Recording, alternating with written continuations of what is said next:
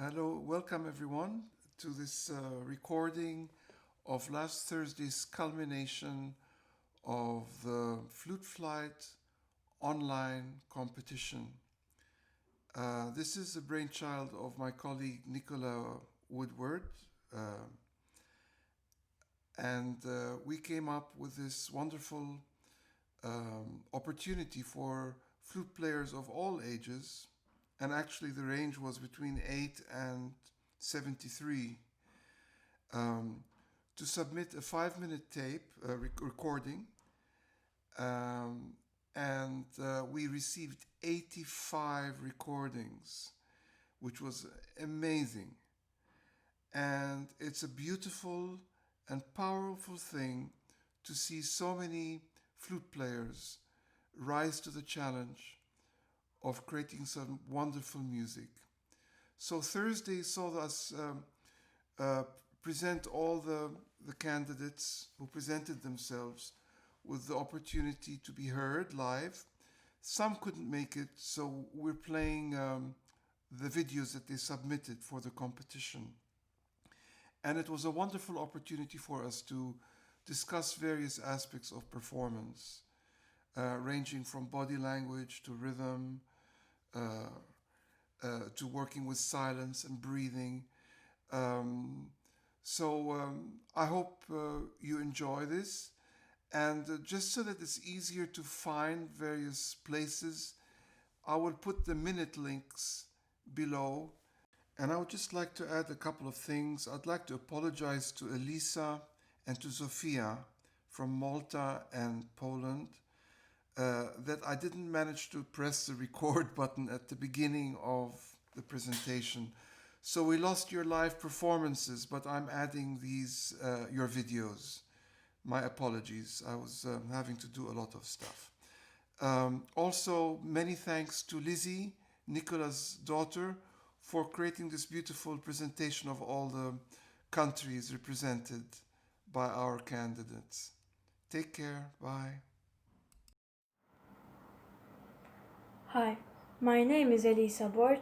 I am 12 years old and I come from Malta. I will be playing Fantasie 3 by Telemann.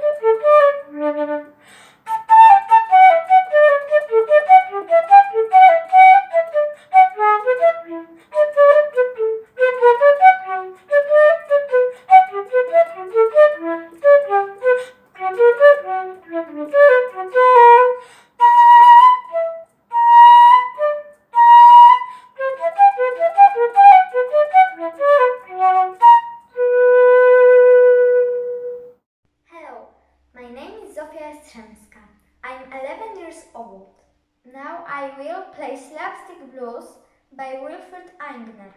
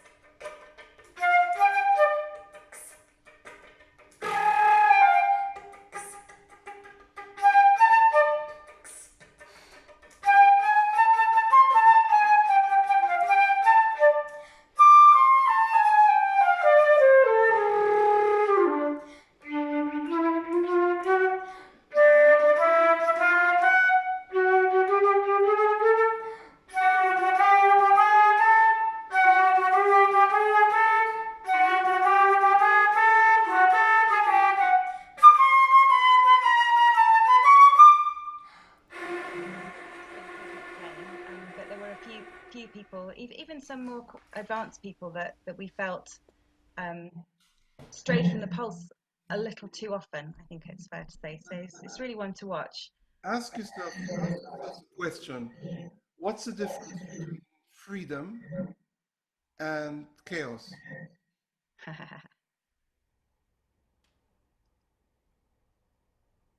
What, any ideas? Anyone? What's, okay, Lucy. Lucy. Are you unclicking yourself, Lucy? I've just unmuted, but no, I wasn't. I wasn't hi, intending to contribute. Hi, Lucy.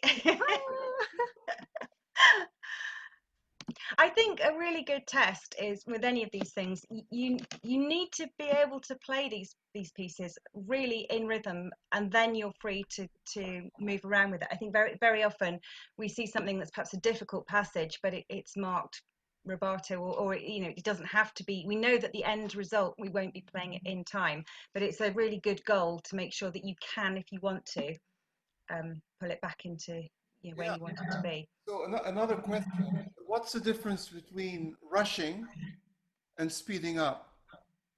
Or what's the difference between dragging and slowing down? It's the will. It's your musical will. If your will is behind the gesture, then you can be free and it will sound like freedom. But if your will isn't behind the gesture, it sounds like it's happening by accident. Well, sometimes accidents work out, that happens.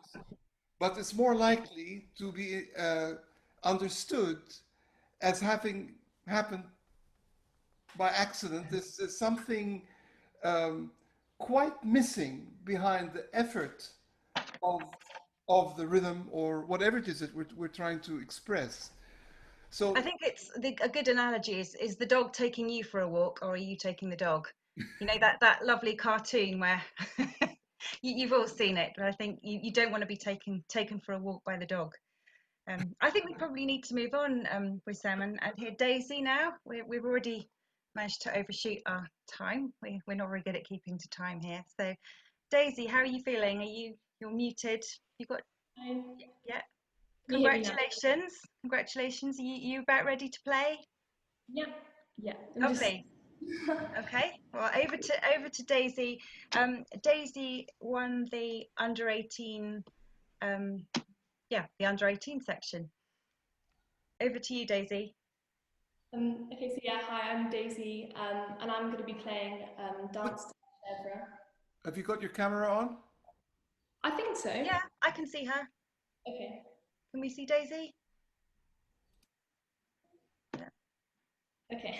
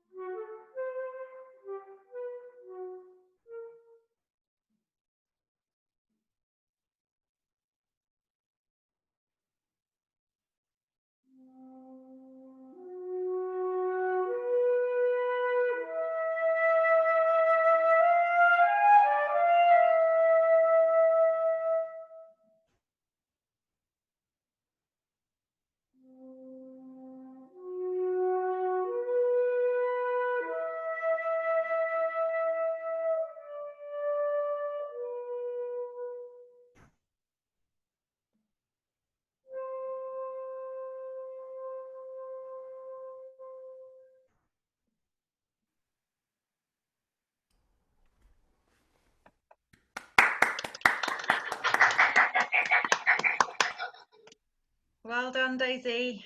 And breathe. Thank you.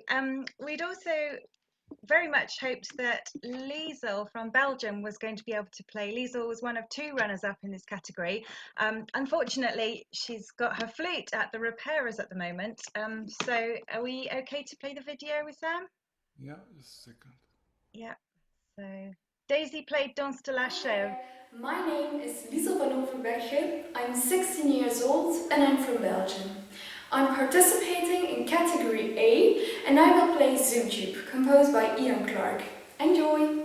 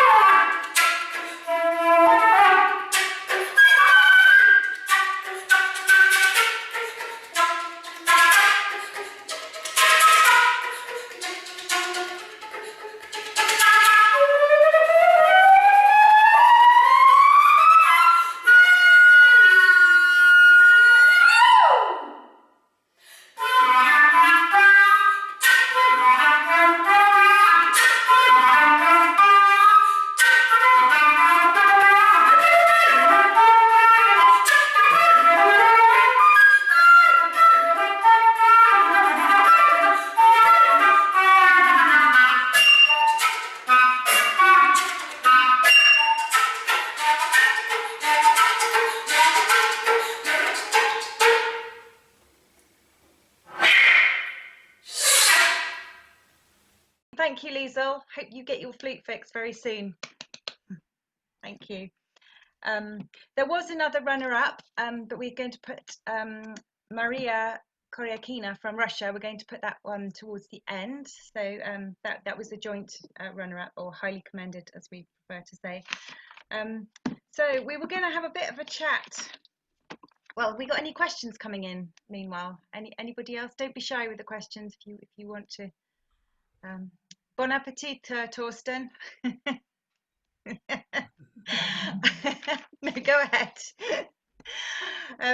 Yeah, cheers. We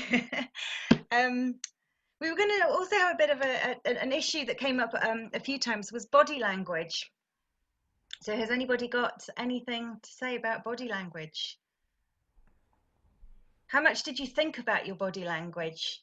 I wonder how many of you, I mean, it's a really tricky one, isn't it? Because if you overanalyze and watch yourself playing, you can very easily end up completely chickening out and not wanting to do anything at all. So it's a really fine balance, because I think nobody likes what they look like when they play, I don't think.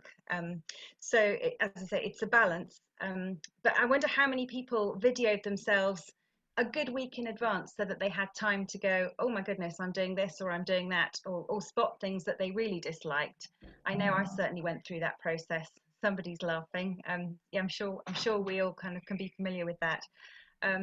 So I think the main things we noticed, and it's very, very much more pronounced on camera when you're suddenly limited to 2 dimensions. Any movement can be really distracting. I think it's fair to say, isn't it, Wissam, that there was pretty much nobody who didn't move enough, I would say, but there were quite a few people who not necessarily moved too much, but the movement didn't necessarily relate to the music. So it might have looked a little bit strange as a performance, but I think also if you're moving in a way that isn't appropriate to the music, that is much deeper rooted. You're not going to be feeling that line. If your movements are jerky, how can you play in a beautiful line? Those kind of things. So I think it is fundamentally more important than just how it looks. Do we have any comments on that? Was anybody really surprised when they saw themselves on camera? How many? Can I just have a show of hands? How many people had never really looked at themselves playing before? Yeah, quite a few of you. I mean, look at the other page. Hands up. Who'd never really seen themselves playing before? Yeah. So, were you surprised? Anybody surprised? Anybody get a shock? Anybody like what they saw? Well, I think sometimes when you talk about body language and you relate it to the flute playing, it can be a little bit, well, it's difficult. I mean, how can we talk about something so personal as body language? But if you think about body language in real life, you know, when you're talking to someone who's standing in front of you, no flutes standing in the way, no music standing in the way. Let me ask you a question. What do you believe more? What a person is saying to you or the body language? And I would think that most of you would immediately, without thinking much, would say, of course, the body language is what I believe more. Because the body language is sending the real feeling that's going inside you. The words are the surface. Sometimes a person will choose the wrong word, but if they're sincere, we can still understand them. Sometimes a person will lie, but the body language will maybe betray them. Yeah?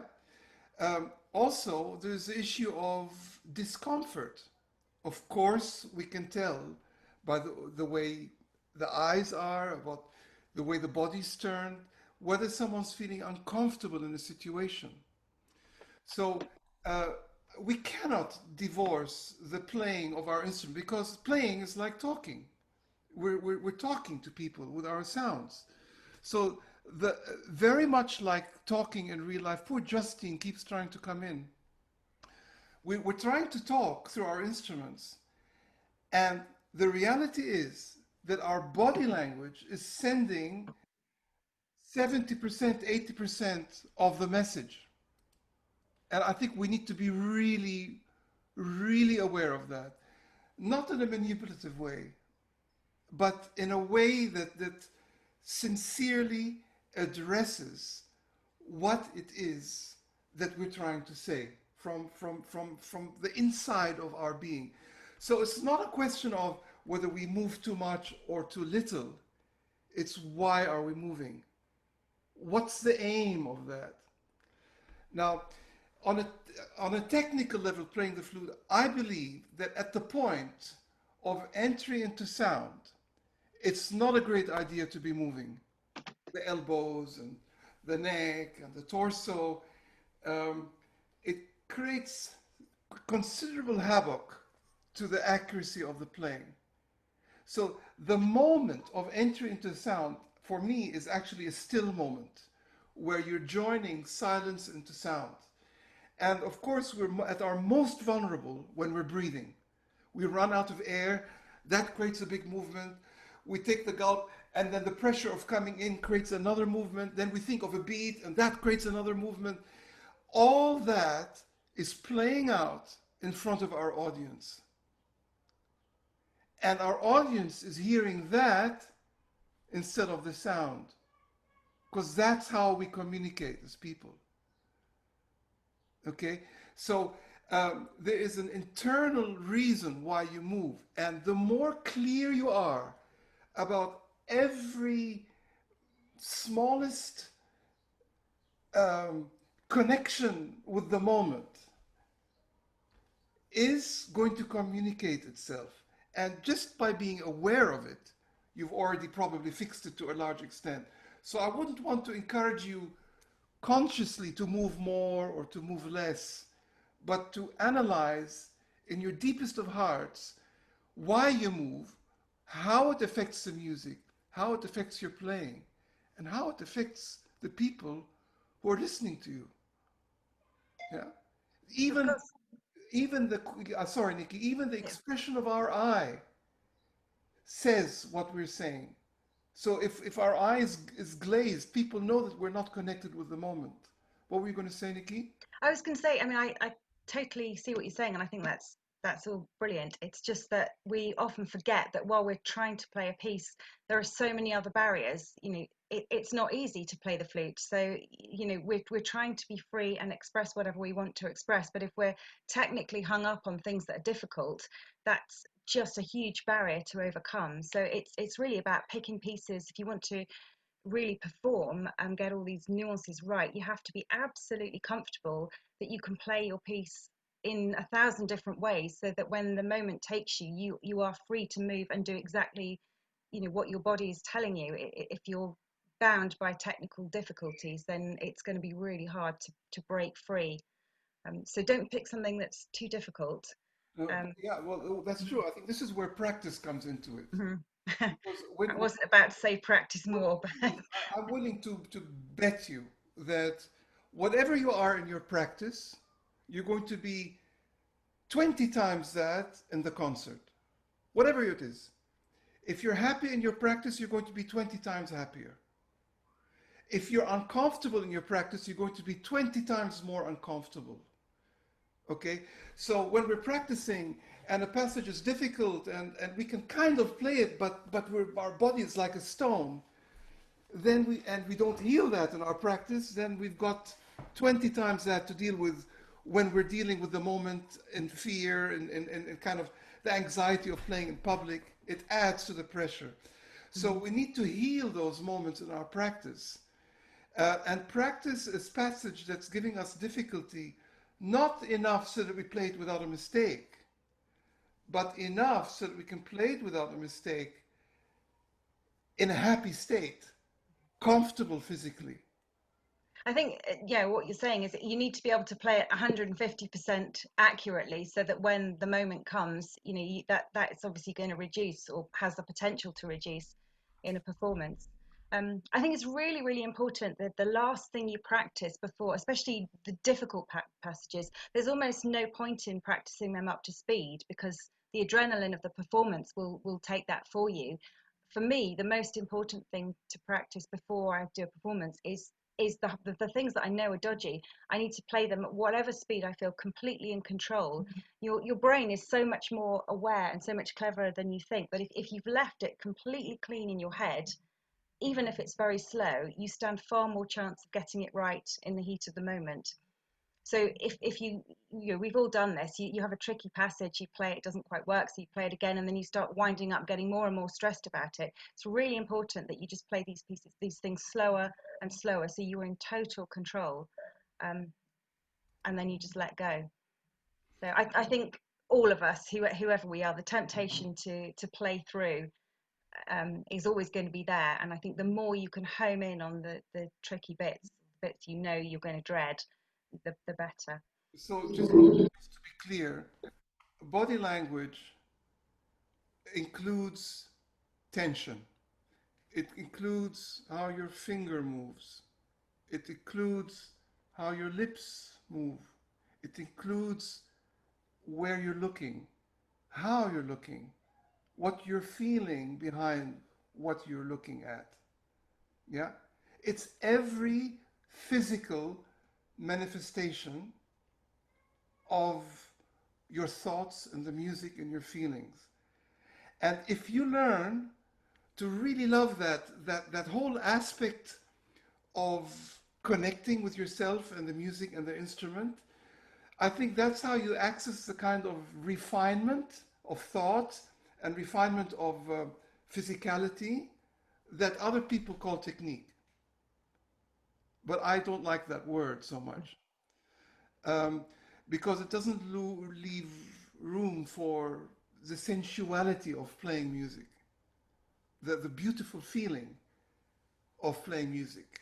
We kind of try to control our bodies in spite of our feelings, instead of through the feelings finding the right physical state to play something.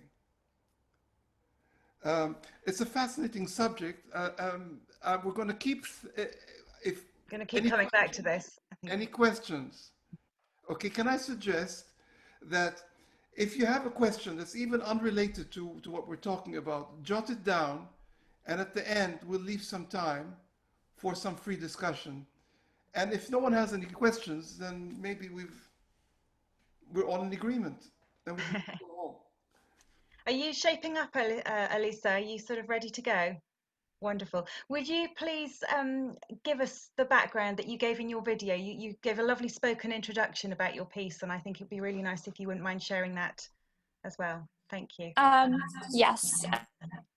So my name is Elisa, and I will be performing a piece called Butterfly Effect, which basically is a piece that is 50% improvised. So I guess today will be a bit different than it was in the video. But yes, I'm holding on to the same concept, and the concept is to explore the exact freedom that Wissam is talking about in a way. I mean, that's what I do through improvisation, and that's really a huge part of what I do as a musician. I would say, composing, for example, arrangements for some songs, or, that's what I like doing. And here it's just, for me, like, that's the most honest way how I feel I can express myself as a flute player, through creating my own material, let's say so. And yes, I get very much inspired by being outside. And Latvia is quite a cold country. So whenever summer arrives, I just get my tent and go out. Good. So do you want to start? Yeah, the only thing is I need to connect my microphone. So I'll do a little sound check. Just 1 second. If you could give me feedback, if you can hear me, all right?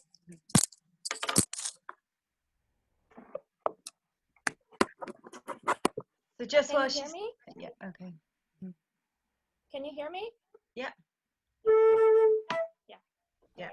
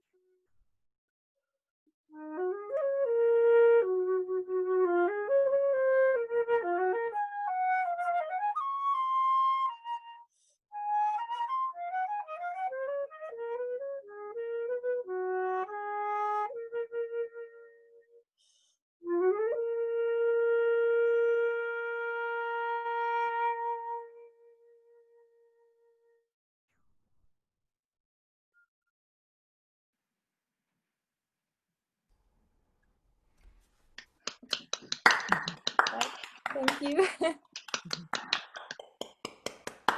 Fabulous, just gorgeous, Elisa. So we had 86 entries, and Elisa was the only person who played her own music and the only person who dared improvise. So it's food for thought there, because I mean that was wonderful, and you made it look very easy. I'm sure it isn't, but what's stopping us? What's stopping the rest of us? I know it took me a very long time to get going, so go on. Well, I'm not sure what stops other people. I mean, I was one of those people who wouldn't dare to do it as well. And thanks God that, you know, we meet people who inspire us to do things that we consider crazy, but then we try, and then it happens to be something we can do, and then we end up love doing. So I would just say that I think everyone should at least try it, really just try it, because that's one of the most liberating things, and yeah, that can lead to so many creative opportunities also. So yeah. I agree. Thank you for sharing that. That was wonderful. Yeah. And I really think hopefully now we've all taken that big step of filming ourselves, a lot of us for the first time. Maybe you can take some inspiration from Elisa and just give it a go. Start small and see where you end up. So Elisa was one of our joint winners of the well, we called it 18 to 108 people who'd studied music at music college or conservatoire or university category. So the other joint winner, right next to Elisa actually on my screen, is Karen Wong, but it's very early in the morning. It's about 3 o'clock in the morning for Karen, so I guess your neighbours wouldn't really appreciate a live performance right now. So we're going to have the video of Karen. Would you like to introduce your playing or say anything, Karen? Can we unmute Karen, please, Wissam? Sure. Hello. Hi. Hi, I'm Karen from Hong Kong, and thank you very much for giving us this opportunity to share our music. And I played Karg-Elert, Sonata Appassionata in the competition, and hope you enjoy it. Thank you. Thank you. And well done.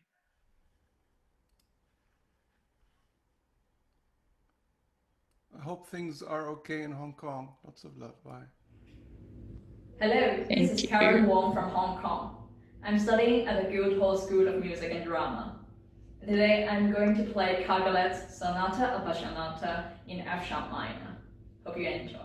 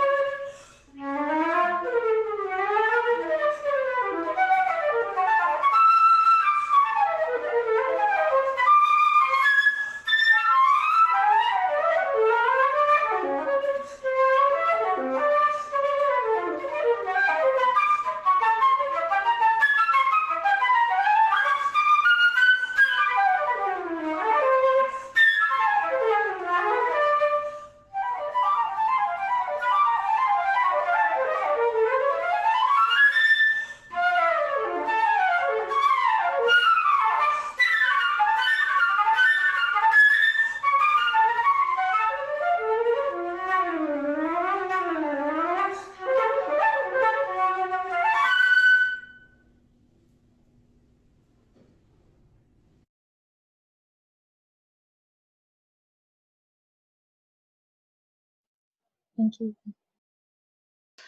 How did you feel about watching yourself live there? Yeah, now I feel those facial like moving a bit too much, and really helpful advice. I think that I should really work on this aspect, like the movement, and to follow the sound more. I think we have to remember also the situation we're recording to a camera that's very close. If you're on a stage playing to 300 people, maybe the same movement might not be so big, you know? Yeah. I remember watching a tennis match. You know, most of the time I watch tennis on a TV, but once I went and saw an actual tennis match being played, and you really appreciate the distance that people are running to get to the ball. It's like 10, 15 meters of running, whereas we get used to seeing it in a little box. Yeah. So I think different situations, I think we need to be sensitive to, but I think really great playing. Yeah, really committed, Karen. Thank you. Really enjoyed that. Thank you. So I think we're on to our third sort of, we had a rough plan of things we wanted to discuss, and that the last one really we didn't really have a proper title for, but it sort of boiled down to what makes a real performance. So it sort of loosely entitled Performance Energy. So when we were watching the videos, there were so many absolutely fantastic performances where people could really do pretty much anything they wanted to do with the notes. But we felt there was that last 10% or 5% or 1% or whatever it was, just didn't quite let go. So maybe that's something we can talk about, losing our inhibitions, because keeping an audience involved, you've got to keep the energy, you've got to really perform, but you can't kind of plan that. If it's false, that really shows. So you've just got to release all your inhibitions. And how can we overcome nerves and tension and keep the energy levels at the same time and get a balance of all those things? Anybody got anything to say about that?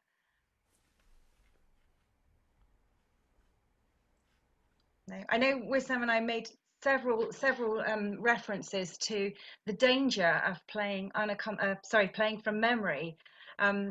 So there's certainly one way of getting a real performance element is to ditch the music, because yeah, it's terrifying, and it certainly brings a bit more of a sense of occasion. That's one way of making things a bit more exciting. And we certainly mentioned that to quite a few of you who were nearly free to leave the music behind.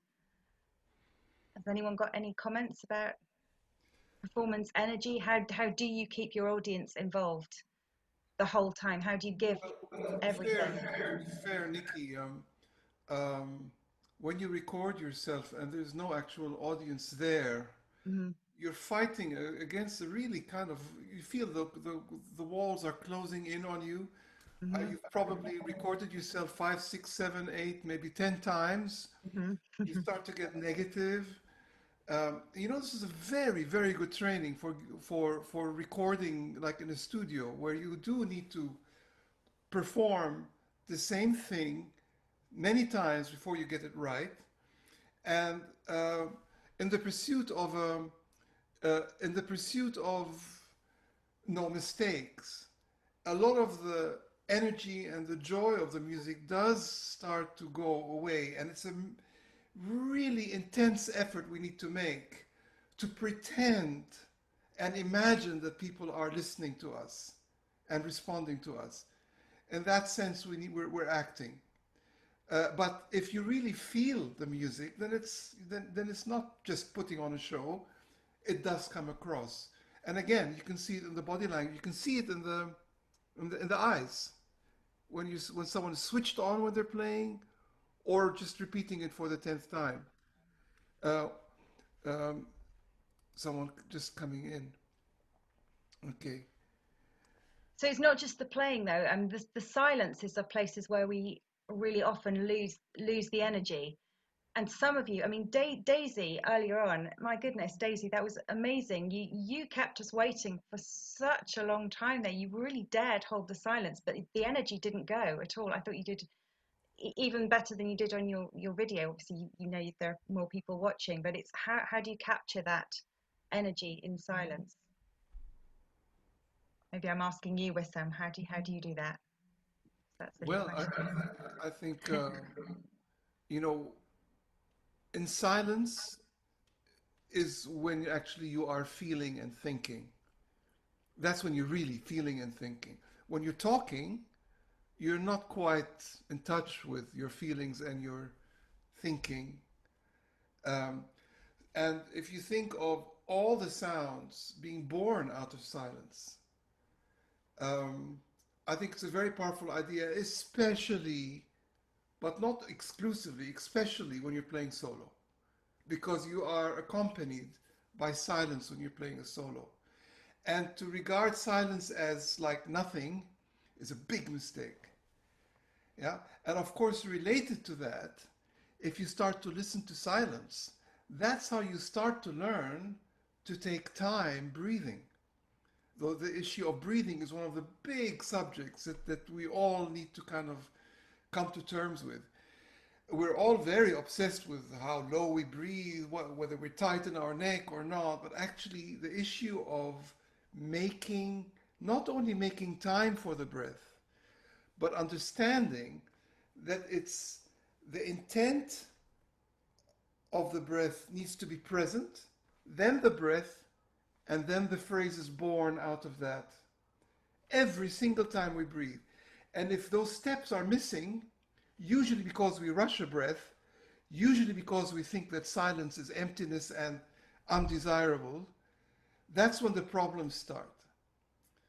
And it has its influence on the length of our phrases, the quality of our sound, intonation, mistakes we make, our confidence.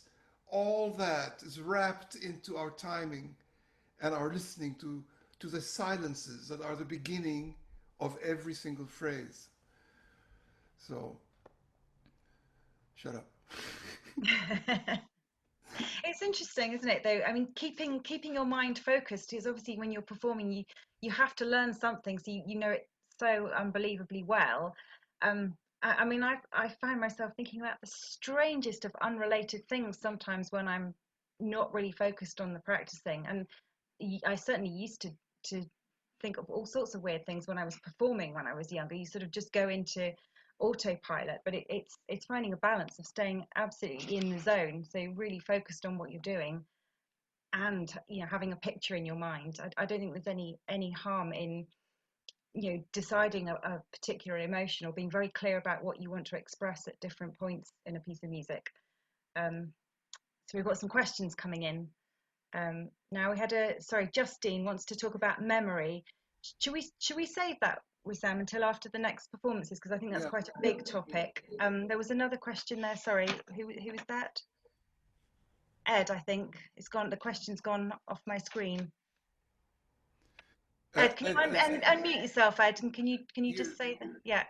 Yeah. Hi. So yeah, sure. So I mean, the conversation's made me think a bit about whether you've thought about the dynamic between performer and audience, and whether the current situation has made you think differently about how you interact with them. So, I mean, I know I'll certainly appreciate going to hear live music more when all of this is over. So I was wondering about that sort of interplay between audience and performer that maybe we've sort of had some enforced time out from, that, maybe you have had some chance to reflect and come to some conclusions.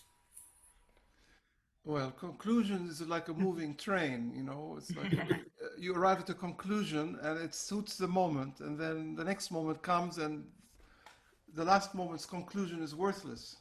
Mm-hmm. And look, music is an utterance and it's something you receive, just like any conversation. There's the talking and there's the listening. There's the giving and there's also the receiving. And we need to kind of listen to that moment as it's happening and choose the right thing to do in that moment. There's a time to talk and there's a time to perceive. And those moments are flitting by as we perform. And we do need to know the music well enough to be able to multitask like that and open to the moment. I think, so, yes, I think we will all appreciate having an audience. But I can ask you a question, Ed. I mean, how many times have we performed and not really appreciated the audience we're playing to? We just go on automatic pilot and hang on to the notes and try not to make a mistake. And that kind of almost makes things worse for us quite often. Just because an audience is there, it doesn't mean we're switched on to them and connecting with them. It's a big challenge.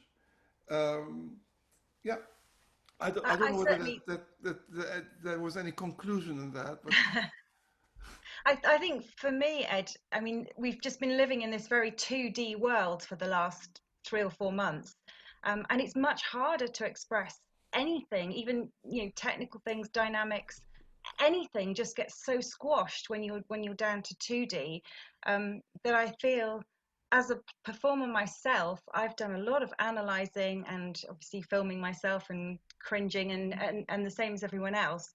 So I kind of hope at the end of this, what we can all learn is it's very rare you go to a performance and see someone overdoing it. And I think this whole 2D world has meant if you're strong in 2D, hopefully when you then get back 3D again, you will have unleashed a little bit more of what was already in there. I don't know if that makes sense. Cool. Can I just very quickly go back on the issue of silence? It's so important. That silence between sentences is where the thirst and the question for what's going to come next. When the silence comes, if you elongate that silence, there's a sense of expectancy that grows in the listener and indeed in yourself, because you're preparing for something to come out. It's like a gift you're giving to people. And if you give a gift too soon, before it's earned, the gift is just not appreciated. Yeah. So that sound, that gift that you give to your audience, if the silence is elongated, when that sound is given, it means more. And of course, you're saying you got to play hard to get. You have to play hard to get. Yes, yes. Now, of course, you can overdo that, and of course, that people will see that immediately. You're trying to calculate that. So that's why you need to be really honest with the moment in your heart while you're playing, because there is a kind of train of thought that you've prepared, but you need to be open to the moment, to adjust the storyline that little bit, to take advantage of someone laughing in a corner or someone reacting to something that happened, and you that is what creates the connection in the room. And we need to be in touch with that, not just to bulldoze through the way we prepared our piece. We need to be open to those moments and play in the context of that. Can I just add to that? I mean, in terms of reacting to your audiences, if I spent very many happy years on the Live Music Now scheme, which Lord Menuhin set up to give young performers experience, but also to get live music to people that wouldn't necessarily have access to live music. So you're constantly playing to maybe very young children, people, elderly people who for whatever reason, many of them have lost their inhibitions and will really directly communicate to you what they're getting from the performance. So it's a very, if you're not playing from memory in those situations, it can be really tricky to read your audience. But those people are just absolute gems for us to play for. It's a real privilege because you're playing to an audience who's not just in a straitjacket. who will just quietly do this at the end. They will really show you in every way that they can, what they're getting from it, and it's great. It's really good experience. So yeah, really, that was way ahead of its time that Menuhin set that up. It certainly was completely transformed the way I played. So if you haven't played to a group of young children or gone and played in your nearest care home, obviously you need to go in with the right intentions, that you have something to give them, but you will certainly walk away a braver, probably more relaxed performer as a result of doing something like that. So I think we shouldn't keep Klara waiting anymore. Klara, are you there? Are you warmed up? Yeah, I'm ready. Are you sort of ready to go? Yes, I'm ready. Thank you. Sorry to keep you. I know it's a really horrible thing to do to any performer. Those last few minutes are fairly terrifying. So Klara won the C category. I think it was a unanimous decision, wasn't it? It was yeah, it's a very, very. All the categories were very wide and very different ages and reasons for playing the flute and repertoire. I wasn't so happy with the different categories. No. It was difficult. But horrible to put people in boxes, really, but we had to. It's just a label. In the end, you all play the flute for the flute's sake, for love's sake. So, okay, over to Klara. Thanks.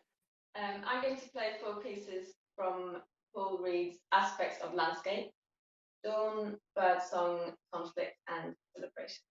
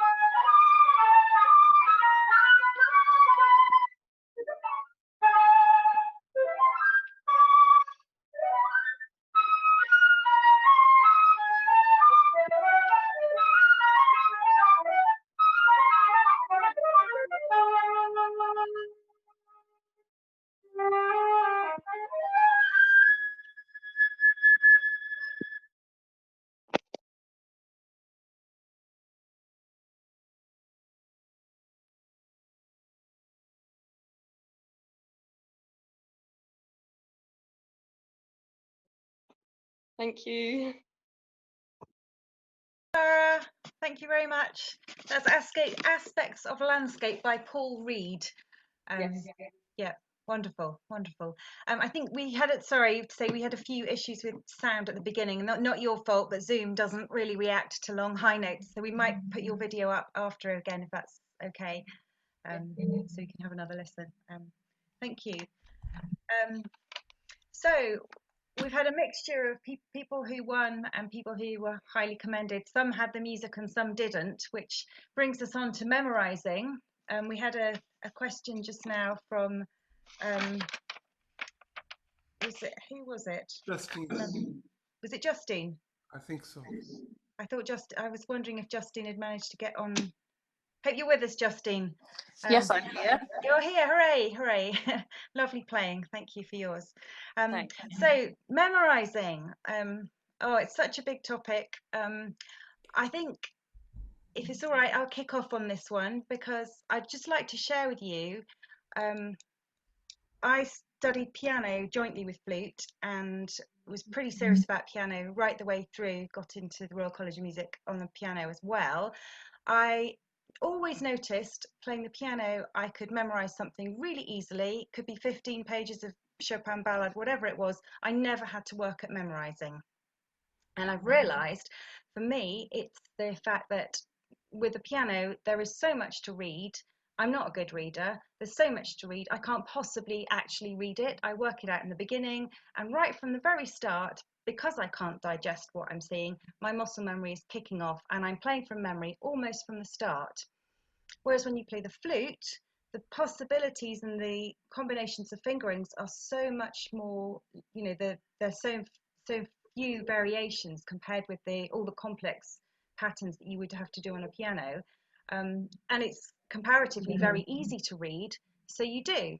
So you never actually start to release yourself from the music unless you make yourself do it. So that was very apparent to me that I could do it on one instrument but not on the other, and then I realized why.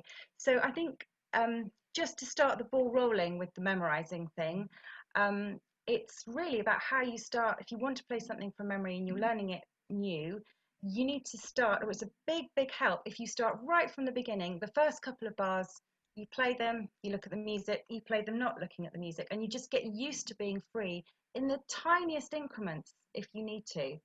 And that's something that most of us as flute players, we can play for 20 years, never really doing that. So it might feel like a huge milestone, but I bet there's nobody here who couldn't play the first 2 bars of their piece from memory. Are you still there, Justine?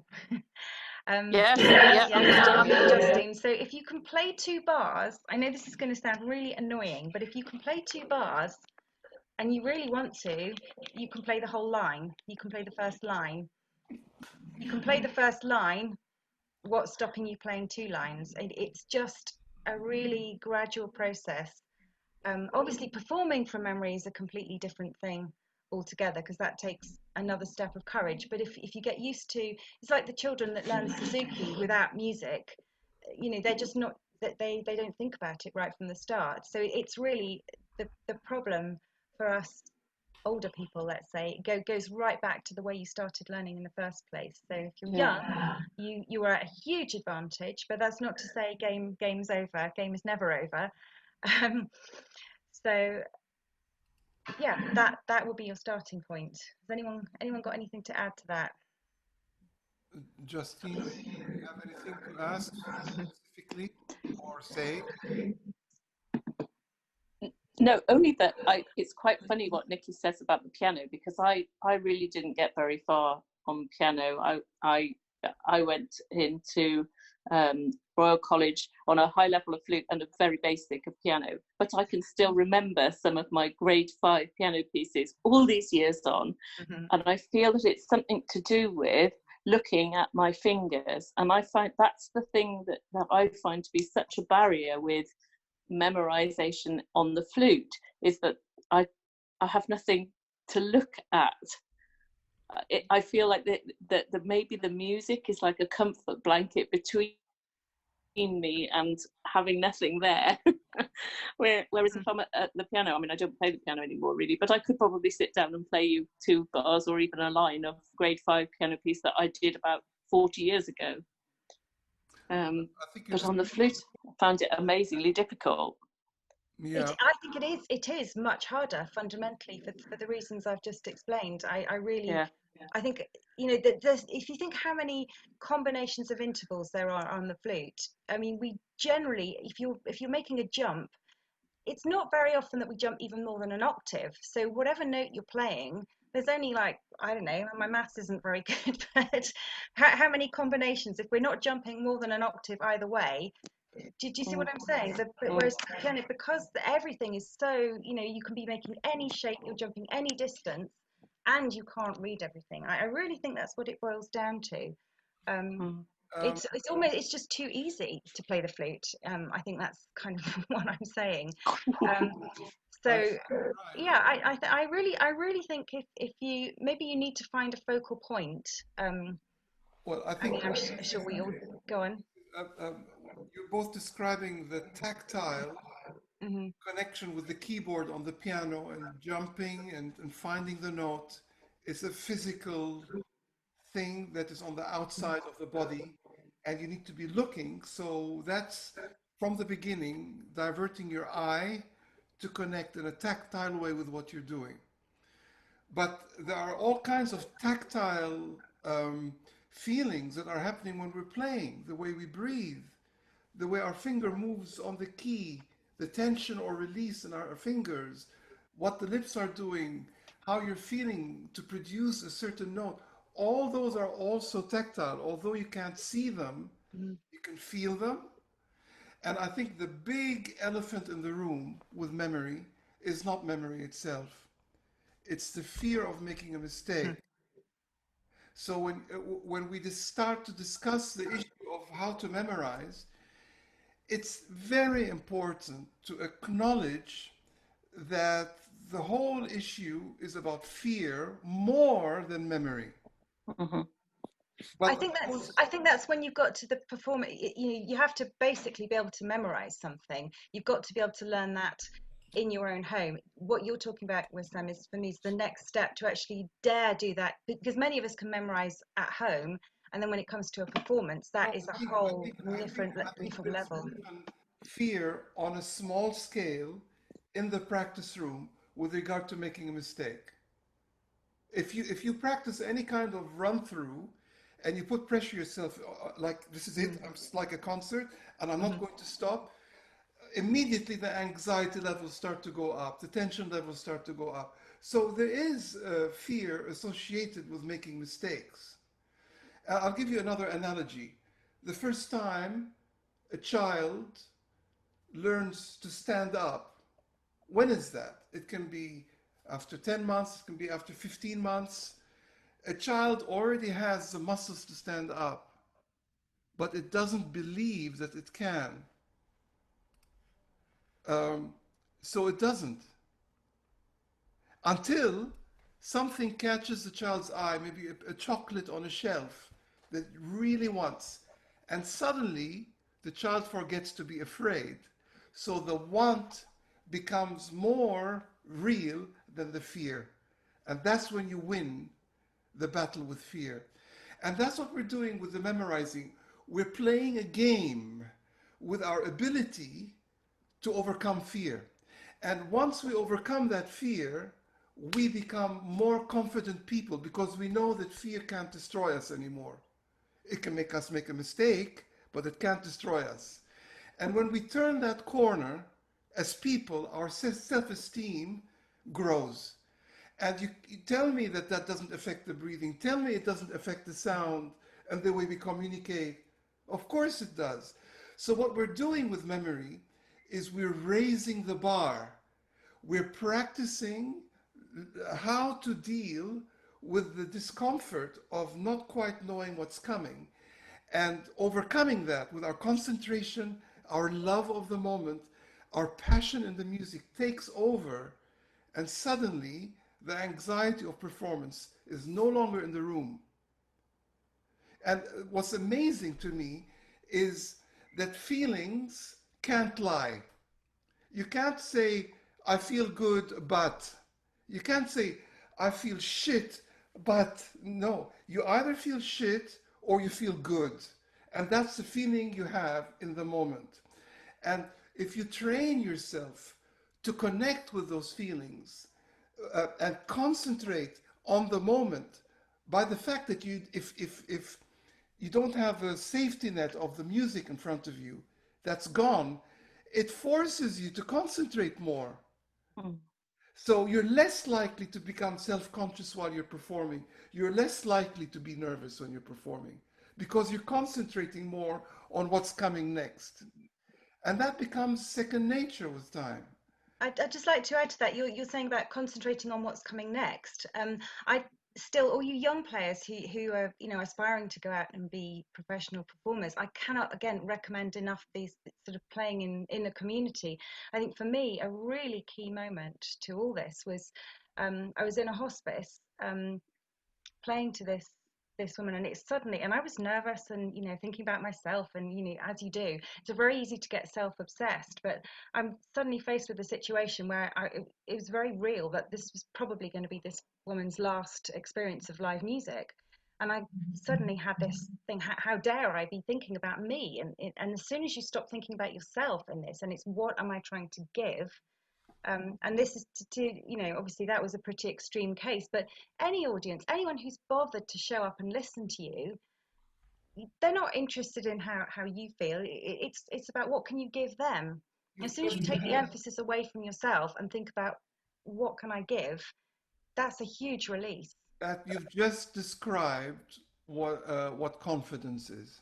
Mm-hmm. Mm-hmm. When you forget about yourself and you're thinking about what you want to give. You're thinking of it, not you.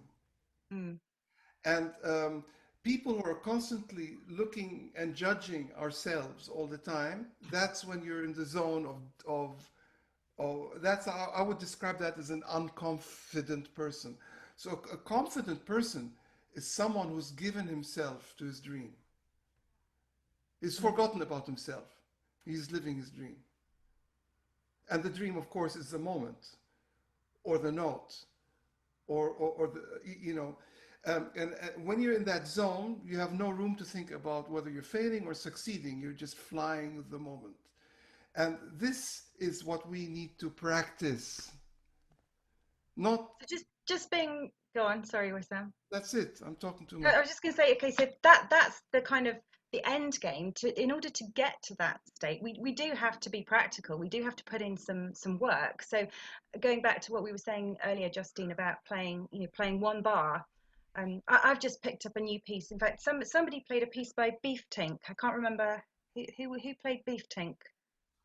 Well, anyway, it got me looking on the internet. I found a piece called Wings, which I loved. 7 pages long. I actually did that I didn't normally do this, but I counted there were 55 lines of this, and it's really quite repetitive. And I remember thinking, oh my God, I'm actually not going to be able to memorize this. This is not going to happen. And I was really, for about 2 days, really quite hacked off because I didn't want to admit defeat. So I thought, okay, I literally counted the number of lines. It's not the way I am normally, and I learned a line, and I thought, well, okay, so if I learn a line a day, that's 55 days, that's a couple of months, that's not disrespectful. So there is that practical side of it, and if you think you're going to run before you can walk, just have realistic expectations about how long this is going to take and how you need to break it into really small chunks.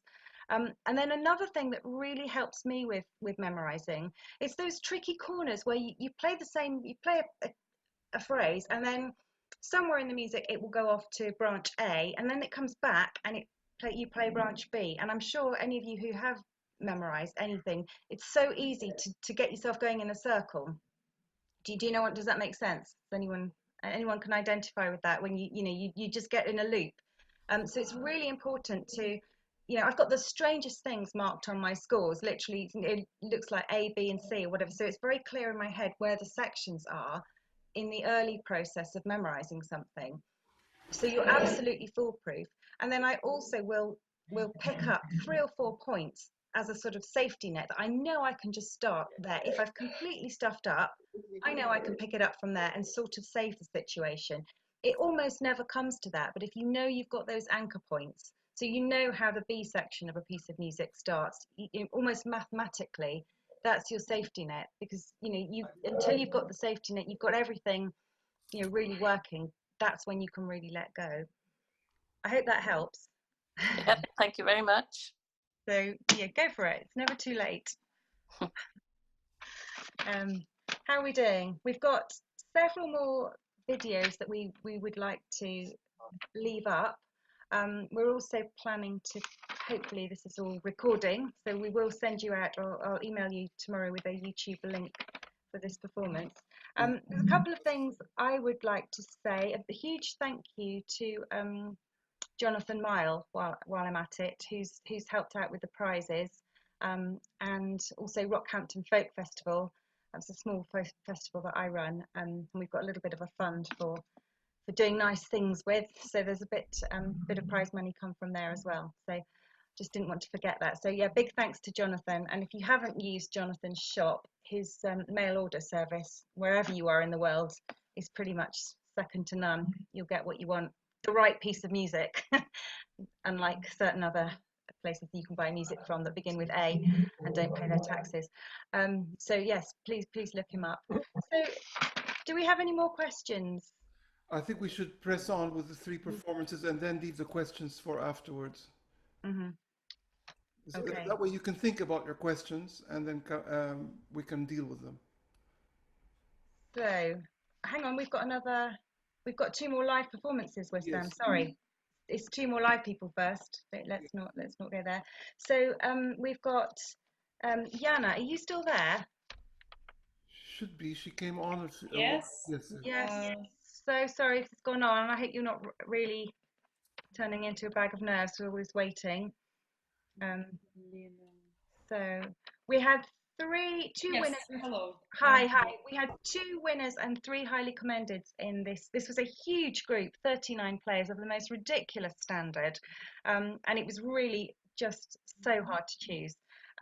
But so we had 3 highly commended, of which 2 of them are available to play live tonight. So Yana, over to you. Can you hear me? Yes. Yeah? Okay, great. So it's my turn, right, to play? Yes, please, if you're ready. Are you okay to go? Yes, sure. Well, hi everyone. I'm Yana and I'm from Belarus, from Minsk. I'm in my senior year at the Academy of the Belarusian Academy of Music. And I'm going to play the second incantation by Jolivet. The name is "That the Child to be Born May Be a Son."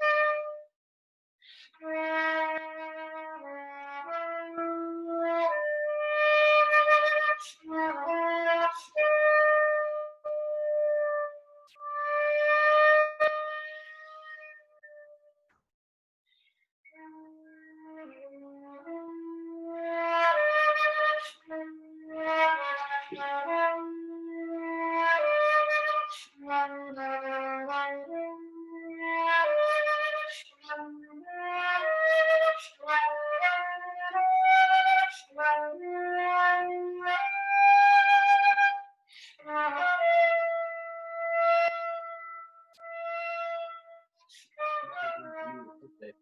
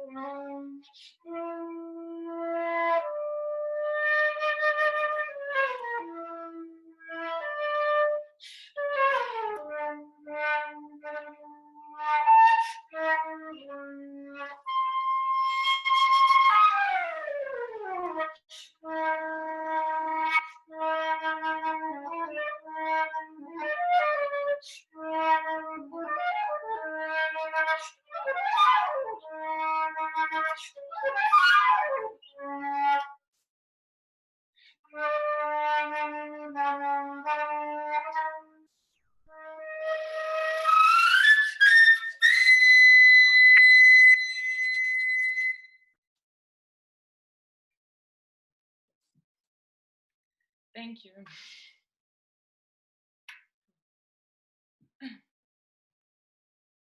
Beautiful, beautiful. What a powerful piece. Yeah, powerful performance too. Thank you. And Tilly, are you still there? Yeah. Yes. Sorry to keep you. How are you sort of ready to go? Yeah. So this was another of our highly commended from the huge B category. So this is over to Tilly. Can you make sure everyone else, can you make sure you're muted, please, at all times? Thank you. Okay. So this is Tilly. Hi everybody. Thank you, Yana. That was really awesome. I'm Tilly, and today I'm going to be playing Sound Landscape by Alojz Ajdič. I think I'm saying that right. Here we go.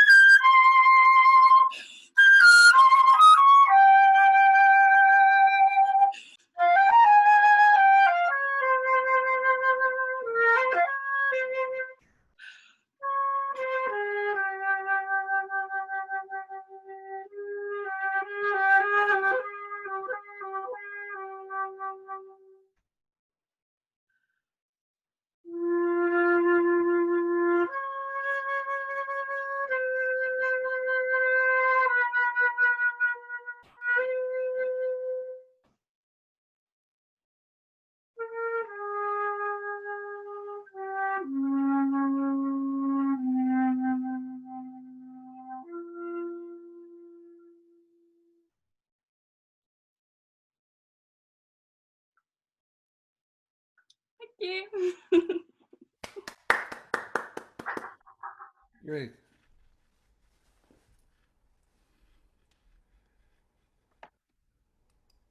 Thank you, Tilly. Wonderful. I love that piece. So it was great. The number of people really digging out unusual repertoire. That was fantastic. So all you people who, oh sorry, Karen's off. Good night, Karen. It must be about 4 o'clock in the morning now. Thank you for your playing. Good effort. Good effort staying up. Hi. Right. So now, are we listening to Maria? Well, we've got 2 more. I think just to be sure, I'm so paranoid that we're going to forget someone. There's no one that's expecting to play that's all geared up that we've forgotten, is there? No, there's a video and the YouTube left. We've got Maria and Ivana. Ivana still to video. Should we do questions first, and then people can maybe watch those in their own time if it's getting late? Okay. Do we have any questions come in? Haha. I have a question. Go, Tilly. So it's about kind of the body language and stuff, and I've been thinking about it a lot because I've been doing some Alexander technique because I've been quite tense. But I wonder, do you think you need to have tension in your body to portray a tense emotion sometimes? Like, yes. That's a torturous question. You need to have tension in your body to stand up even, so it's you know, relaxing all the time is not the answer. That's a difficult one. I think definitely yes, because tension, a lot of power, I mean a lot of power is produced by being free and relaxed, but we definitely have to have more tension to produce a bigger sound at times. I don't know. That's a really tricky one. What do you think, Wissam? Well, I'm thinking about that a lot, and it's one of those things that can drive you nuts, because you can be relaxed but kind of out of touch with the feelings of the music, or you can be really connecting with the feelings of the music, but then your body reaches its limit and you can't resonate and find the flexibility in your body to achieve all the connections that you need to make. So there's nothing wrong, I think, with an almighty effort once in a while. Where it becomes problematic is where there's sustained tension, or where the tension is out of sync with what's happening now in the music, where you're going in the music. And I'm finding more and more that if you distill all that tension and kind of cram it in your core belly, that can free up all the extremities from getting caught up in the tension. A problem with tension is that it travels. So if your hand is tight, it very quickly goes up to the neck, to the lips, and then it affects the sound. And tension, more often than not, is caused by some kind of anxiety. It doesn't come on its own, because your body has a predisposition to being tense. Usually, we tighten up when we're unhappy, anxious. There's something negative in our mind that's happening. And then the tension is a physical manifestation of what's going on inside you. And quite often, it's to do with not quite knowing the music well enough to be able to play everything without that self-doubt creeping in about the next bit, and we wind up hanging on to the instrument. What were you going to say, Nikki? I was going to say, I mean, I think we're back to the almost the dog taking you for a walk thing. If you've decided where to produce, I mean, tension's kind of, I don't like that word really. I'd prefer to call it strength. But if it's contained and it's deep down and it's intentional, that's fine. But I think mostly when we use the word tension, we're talking about anxiety. Obviously, if you're studying Alexander technique, you'll know this, but very often, if you're tense in the fingers, the first place to look to try and reduce that tension is right in the feet. I mean, it's amazing how many people will stand on one leg, or one foot's doing something really strange while they're playing. If you're completely rooted, almost look away from the obvious place to get rid of tension. Neck and shoulders usually sort out whatever's going on in fingers.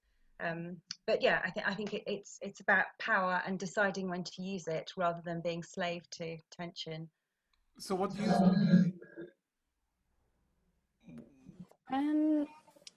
well, I think to portray something really intense, that you have to have, I think, an uncomfortable feeling inside your body. I don't know if you agree. But I just think of it because my Alexander technique teacher says like any unnecessary tension is bad, but I think maybe sometimes you need to push it a bit. I don't know. Yeah. So why is unnecessary tension bad? What does it do to the sound? Well, I guess it restricts it, and it's also not very good for your body, but sometimes you kind of want a restricted sound. And tension, when there is tension, all the muscles becomes rigid, and you can hear it in the sound immediately. You get a sense that there's a lot of intensity in the sound, but the sound becomes like cramped, like paralyzed. It sounds exactly like it feels. So until you are completely in love with the idea of why you want to release certain parts of the body and what effect it's going to have on the sound, we're going to keep returning to that pattern of too tight or kind of too deflated when we're playing. So in the end, you do need to be true to the emotion. And it's a bit, what's the difference between swimming and drowning?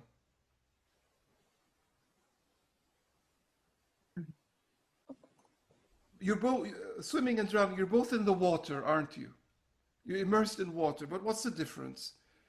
Is that when you're swimming, your head is slightly above the water and you can breathe. Okay? The difference between catching fire and playing with the fire is very different. We don't want to catch fire with the piece, because then you just ignite. Yeah. But you're playing with the fire. There's an element of choice there.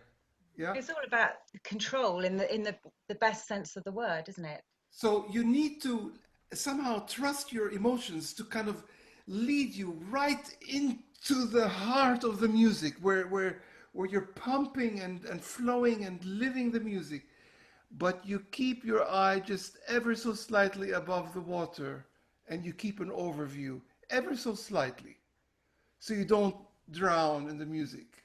And then and that's actually one of the main functions of memory, because you have to think of the next thing all the time.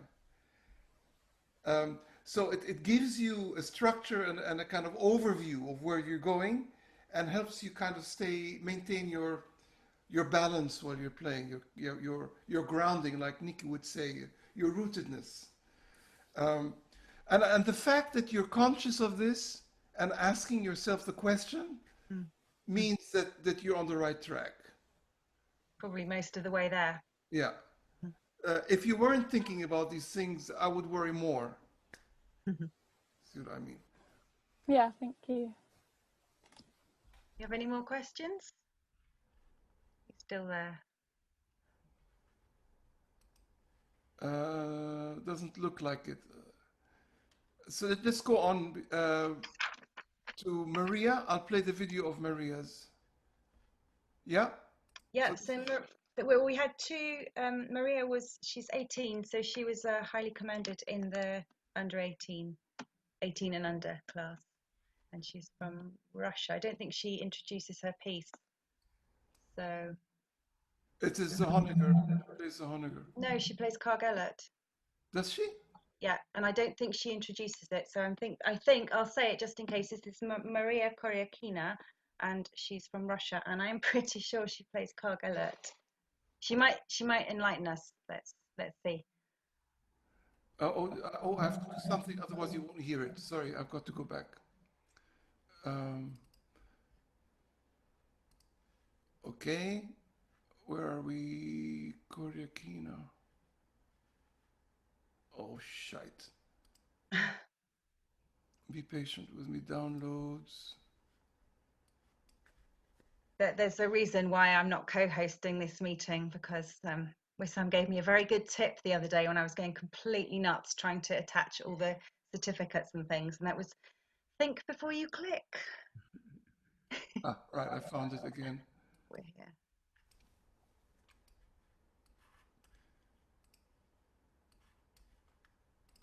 Okay, here we go. Hello, my name is Koryatina Maria. I'm from Russia. I'm going to play Sonata Appassionata by Siegfried Karg-Elert.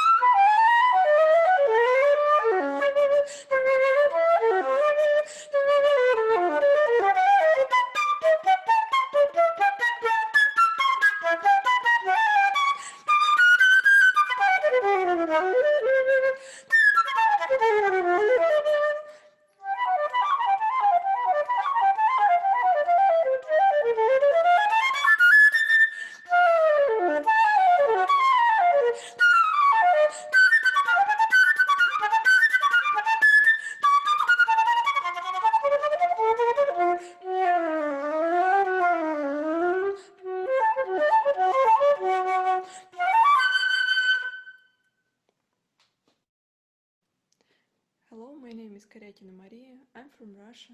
I'm going to play Sonata Appassionata.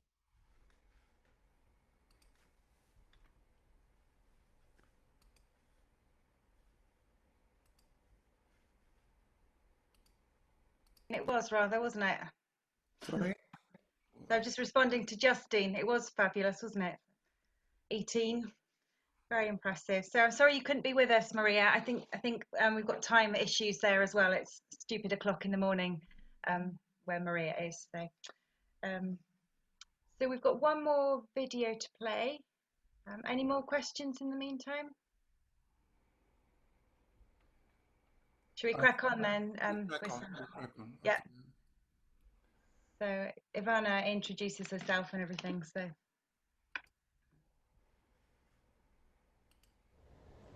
I'm Ivana Vukojevic from Zagreb, Croatia, and I will play Božidar Kunc, Soliloqui for flute solo. I am in B category.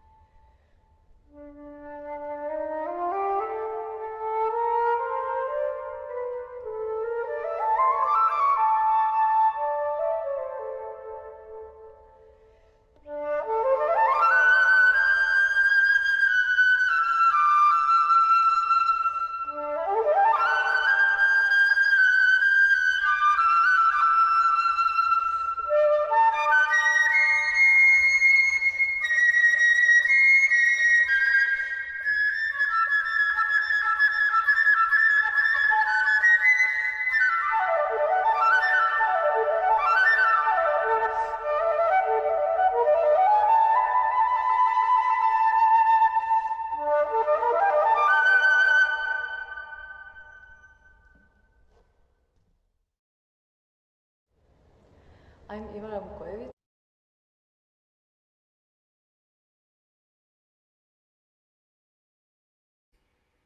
Hang on. What were you saying? Thank you, Ivana. Ivana had a concert tonight with an orchestra, so she's got lucky. I think they're sort of a bit further out of lockdown than we are. I think it was a chamber orchestra with social distancing, but she was playing. So sorry you couldn't be with us, Ivana, but thank you very much. So this has been over 2 hours and there are still people still here. That's amazing.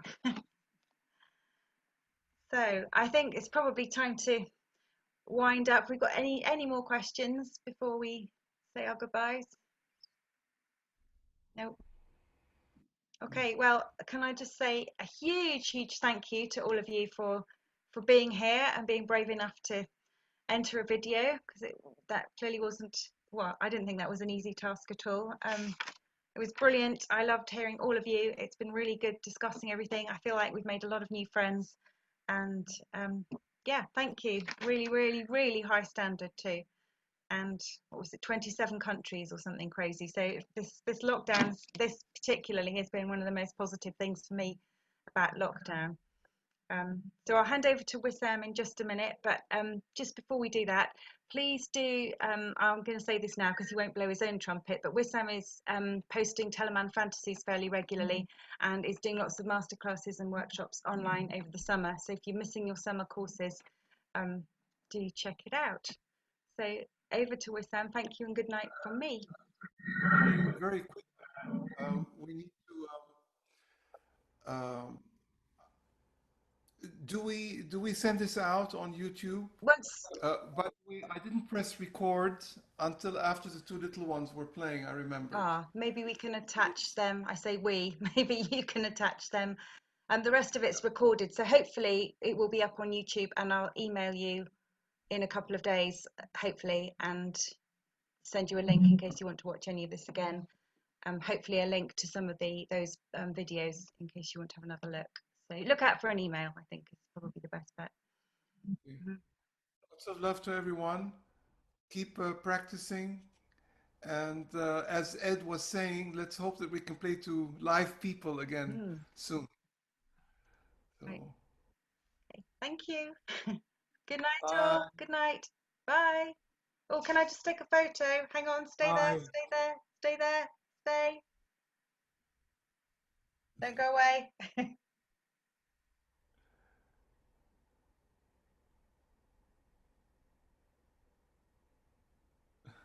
Nothing like a bit of pressure. Okay, let's have a big wave. Oh, sorry. Go away. You're not very good with buttons, are you? I'm great with buttons.